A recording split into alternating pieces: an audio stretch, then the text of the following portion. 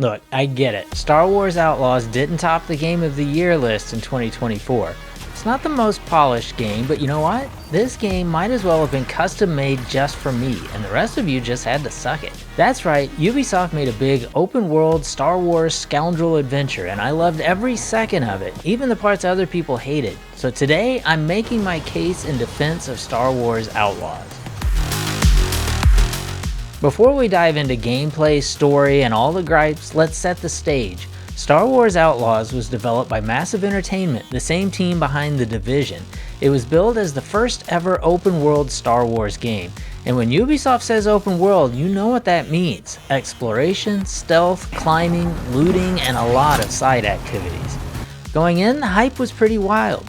People were excited about flying between planets, pulling heists, and living out their scoundrel fantasies. Then launch hit, and reception was mixed. Critics generally liked it, praising the setting and characters, but some fans bounced off the mission structure, the zero-fail stealth segments, and the fact that this wasn't Jedi Fallen Order with lightsabers and force powers and all that. And honestly, that's why I loved it even more. Let me explain. I'm a huge stealth fan. My idea of a perfect mission is one where I ghost through an entire base and nobody even knows I was there. So when people complained about the zero-fail stealth missions early on, I was like, yeah, bring it on. Now, I get why this annoyed some folks. Failing instantly because a stormtrooper spots you isn't fun for anyone, but for me, it scratched the same itch that Splinter Cell and Hitman used to. Then there's the climbing. Outlaws has this fantastic sense of traversal where you're always scrambling up vents, scaffolding, and rooftops.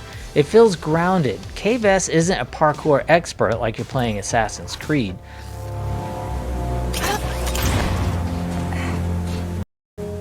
One of the defining traits of this game has to be the fact that it's set firmly in the seedy underbelly of the galaxy. You'll be hanging out with scoundrels and smugglers, taking part in underground gang wars, and you'll do it all under the watchful eye of the Empire. At this point in the Star Wars timeline, the Empire has their hands full with the rebels, but you'll still find stormtroopers on every planet, and there are many times you'll find yourself deep behind enemy lines.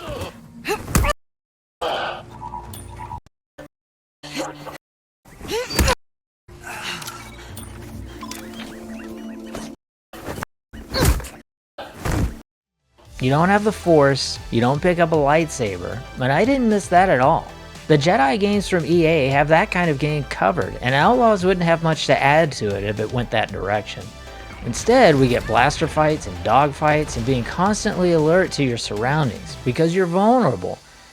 Except when you're sneaking up on stormtroopers.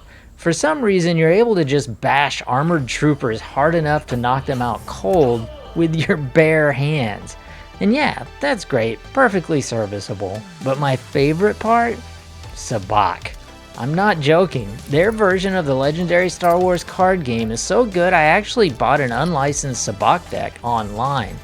I've spent hours playing Sabacc matches in-game when I was supposed to be taking down crime syndicates. It's like Gwent, but with dice and way more smugglers. Of course, all this sneaking around and gambling only works because of Kay Vess. She's one of my favorite Star Wars protagonists in years.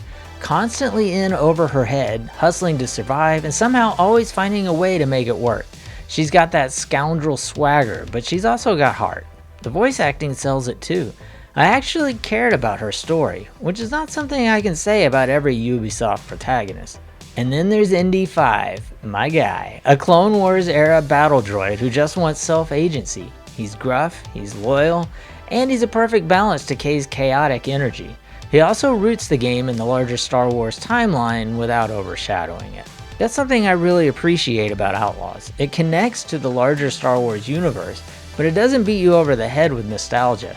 Sure, you see Tatooine, and you see some familiar faces pop up, especially in the DLC, but the bulk of this game is on original planets with original characters and telling original stories, and I love that. You wouldn't have to be a Star Wars fan to enjoy the game, but there's enough to make it feel connected. I think shows like Andor really demonstrate how deep the storytelling can go without space wizards and magic and stuff. Now, I'm not comparing the story here to Andor, don't get me wrong, but Kay is an interesting original character with problems all her own. The story doesn't need to overlap with the movies, and it really carves out its own space in the Star Wars galaxy. Let's talk visuals. Massive absolutely nailed the lived-in Star Wars look. Everything feels just a little beat up, just a little grimy, just a little out of repair, which is exactly what makes the original trilogy so timeless. And I'll say it, it actually captures that aesthetic even better than the recent Jedi games, in my opinion. The environments are varied too. You've got dusty frontier towns, neon-soaked cantinas, and impeccably clean Imperial strongholds. It feels like you're stepping into every shade of Star Wars scum and villainy. I think it's worth noting the soundtrack in this game is great as well. It always seems to hit the right notes whether you're on a heist, exploring a new planet, or having one of those epic Star Wars moments.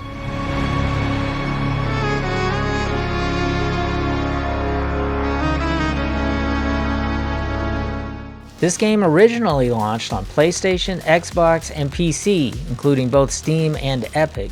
But now that it's on Switch 2, let's talk about that one specifically for a moment.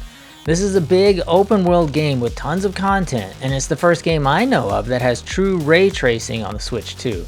Open world games without Zelda in the title have had a pretty checkered past on the Switch 1, but now that I've played it in my own hands, I can confidently say this is a great port. It runs at a steady 30 frames per second. The textures and models are pretty true to the original, and it has that real-time ray tracing for the lighting, so it all looks great. You can see a difference in the shadows because they're pretty low resolution, and I did notice more pop-in than I remember on the PS5 with my first playthrough. Loading times also felt a little bit longer, but all in all, this is a fully functional version of the game that's step for step in line with other versions in gameplay and content. Nothing was left out. The environments haven't been dumbed down. You get everything, including the Season Pass and both DLC packs for the game.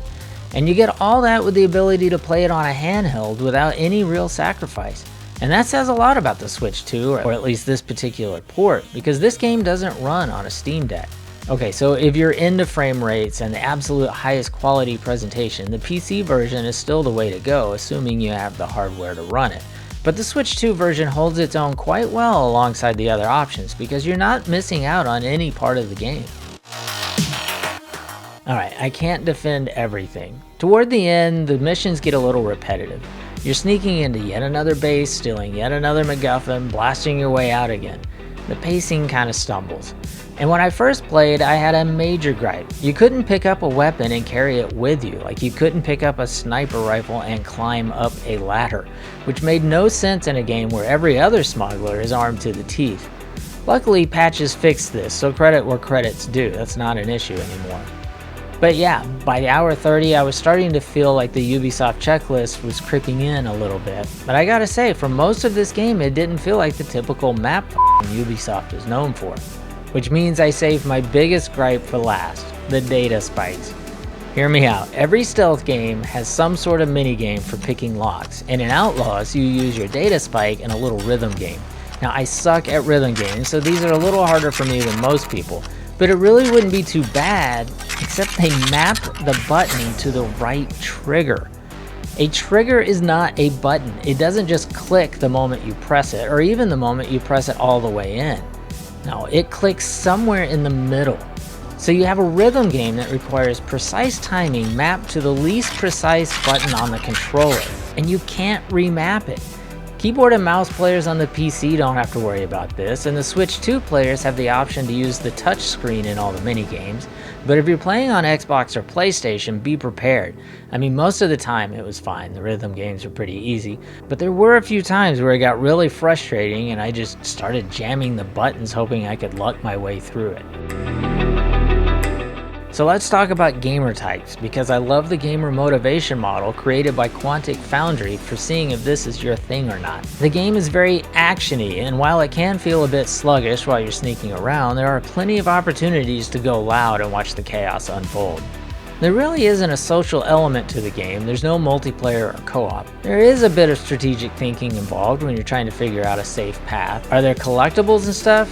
Come on, this is still Ubisoft we're talking about, so yeah, there's a lot to explore and collect, and they even add new abilities and playstyles. I loved the immersion in this game, and I truly felt like I was in that world and along for the ride in an appropriately fun Star Wars story. You can customize your appearance and play with different bonuses, but there really isn't much player expression or experimentation here. Side note, I highly recommend checking out the gamer motivational models over at Quantic Foundry. I'm not sponsored or anything, I just like this as a framework for talking about games in a way that's more descriptive than just a genre. But yeah, the base game hits that sweet spot between having a lot to do and not dragging on too long.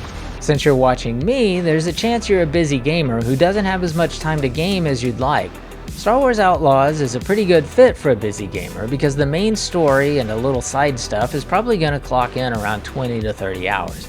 There are a ton of side missions, faction quests, and of course DLC packs and a season pass as well, so you can spend a lot of time in this galaxy if you choose to. It's also worth noting that it's pretty painless to step away from Outlaws for a while and pick it back up later. The UI does a good job of making it pretty clear what to do next and helps you remember your abilities and how to use them.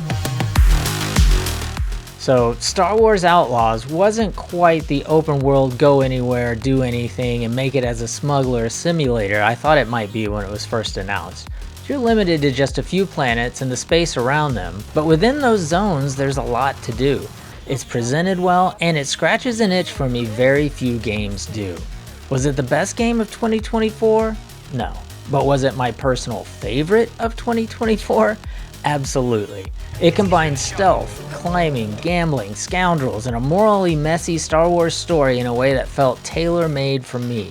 And if you're wired like me, if you love sneaking, exploring, and outsmarting instead of outblasting, then this game is worth your time, especially now that a bunch of patches and updates have fixed the biggest shortcomings the game had at launch. Kay Vess and ND-5 deserve their place in the Star Wars pantheon, and I'll happily defend Outlaws as one of the most enjoyable Star Wars games in years. I'll put my Sabacc cards down just long enough to give it a thumbs up. That's fair. Thanks for watching, and if you enjoyed this video, hit like, subscribe, and drop a comment. Did Star Wars Outlaws work for you, or did it miss the mark? I'd love to hear your stories from the galaxy's underworld.